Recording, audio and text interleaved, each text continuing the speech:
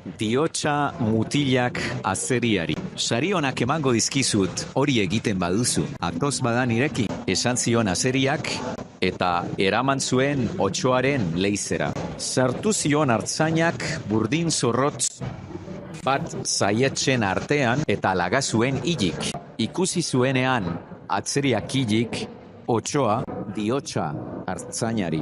Ez dut orain zure alogerik behar.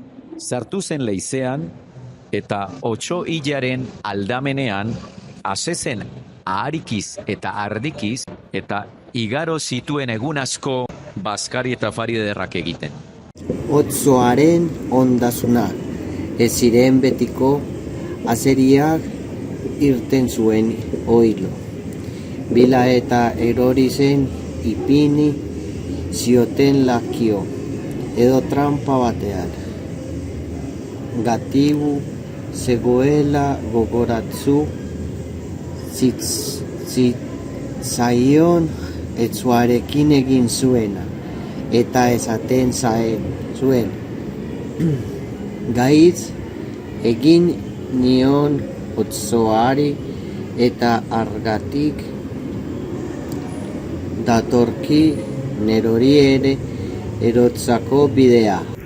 Ipuin honek irakasten die gizonei, eiz inoiz pozik hartzeko.